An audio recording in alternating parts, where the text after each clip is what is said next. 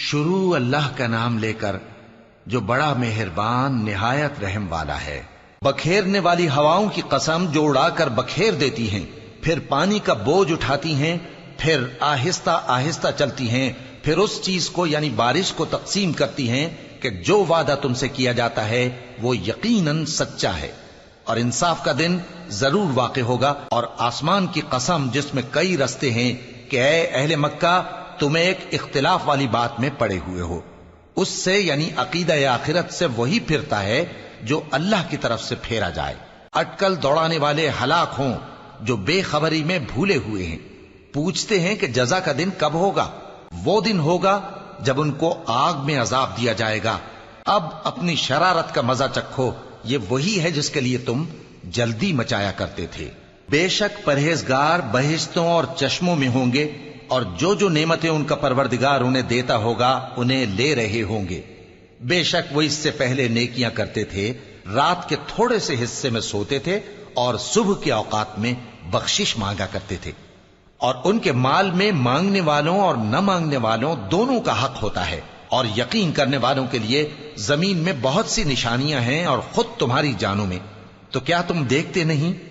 اور تمہارا رزق اور جس چیز کا تم سے وعدہ کیا جاتا ہے آسمان میں ہے، تو آسمان اور زمین کے مالک کی قسم یہ اسی طرح قابل یقین ہے جس طرح تم بات کرتے ہو۔ اے نبی، کیا تمہارے پاس ابراہیم کے معزز مہمانوں کی خبر پہنچی ہے؟ جب وہ ان کے پاس آئے تو سلام کہا، انہوں نے بھی جواب میں سلام کہا۔ دیکھا تو ایسے لوگ کہ نہ جان نہ پہچان۔ پھر وہ اپنے گھر جا کر ایک بھنا ہوا موٹا بچڑا لائے اور کھانے کے لیے ان کے آگے رکھ دیا۔ کہنے لگے کہ آپ تناول کیوں نہیں فرماتے؟ اور ان سے خوف محسوس کیا۔ انہوں نے کہا کہ خوف نہ کیجے، اور ان کو ایک دانش مند لڑکے کی بشارت سنائی۔ تو ابراہیم کی بیوی چلاتی آئیں اور اپنا منہ پیٹ کر کہنے لگیں کہ ایک تو میں بڑھیا، اوپر سے بانجھ۔ انہوں نے کہا تمہارے پروردگار نے یوں ہی فرمایا ہے، وہ بے شک صاحب حکمت ہے، خبردار ہے۔ ابراہیم نے کہا کہ فرشتوں، اب تمہارا اصل کام کیا ہے؟ انہوں نے کہا کہ ہم گناہگاروں کی طرف بھیجے گئے ہیں تاکہ ان پر گارے کی پتھریاں برسائیں جن پر حد سے بڑھ جانے والوں کے لیے تمہارے پروردگار کے ہاں سے نشان کر دیے گئے ہیں۔ پس وہاں جتنے مومن تھے ان کو ہم نے نکال لیا، پھر اس بستی میں ہم نے ایک گھر کے سوا مسلمانوں کا کوئی گھر نہ پایا، اور جو لوگ عذاب علیم سے ڈرتے ہیں ان کے لیے ہم نے وہاں نشانی چھوڑ دی۔ اور موسیٰ کے حال میں بھی نشانی ہے، جب ہم نے ان کو فرعون کی طرف کھلا ہوا معجزہ دے کر بھیجا تو اس نے اپنی قوت کے گھمنڈ پر منہ موڑ لیا اور کہنے لگا یہ تو جادوگر ہے یا دیوانہ۔ تو ہم نے اس کو اور اس کے لشکروں کو پکڑ لیا اور ان کو سمندر میں پھینک دیا، اور وہ کام ہی قابل ملامت کرتا تھا۔ اور عاد کی قوم کے حال میں بھی نشانی ہے، جب ہم نے ان پر نامبارک ہوا چلائی، وہ جس چیز پر چلتی اس کو ریزہ ریزہ کیے بغیر نہ چھوڑتی۔ اور قوم سمود کے حال میں بھی نشانی ہے، جب ان سے کہا گیا کہ ایک وقت تک فائدہ اٹھا لو، پس انہوں نے اپنے پروردگار کے حکم سے سرکشی کی، سو ان کو کڑک نے آ پکڑا اور وہ دیکھ رہے تھے۔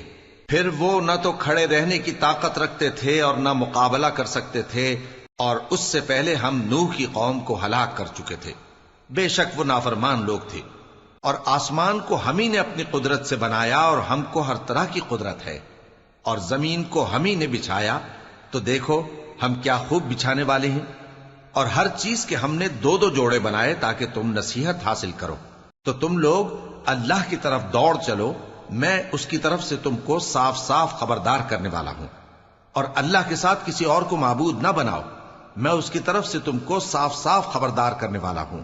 اسی طرح ان سے پہلے لوگوں کے پاس بھی جو پیغمبر آتا تو وہ بھی اس کو جادوگر یا دیوانہ کہتے۔ کیا یہ لوگ ایک دوسرے کو اسی بات کی وصیت کر مرے ہیں؟ نہیں، بلکہ یہ شریر لوگ ہیں۔ تو اے نبی ان سے منہ موڑ لو، تم کو ہماری طرف سے ملامت نہ ہوگی، اور نصیحت کرتے رہو کہ نصیحت مومنوں کو نفع دیتی ہے۔ اور میں نے جنوں اور انسانوں کو اسی لیے پیدا کیا ہے کہ وہ میری عبادت کریں۔ میں ان سے رزق تو نہیں مانگتا، اور نہ یہ چاہتا ہوں کہ وہ مجھے کھانا کھلائیں۔ اللہ ہی تو سب کو رزق دینے والا ہے، زور آور ہے، مضبوط ہے۔ سو کچھ شک نہیں کہ ان ظالموں کے لیے بھی عذاب کی نوبت مقرر ہے، جس طرح ان کے ساتھیوں کی نوبت تھی۔ تو ان کو مجھ سے عذاب جلدی نہیں طلب کرنا چاہیے، پھر جس دن کا ان کافروں سے وعدہ کیا جاتا ہے اس سے ان کے لیے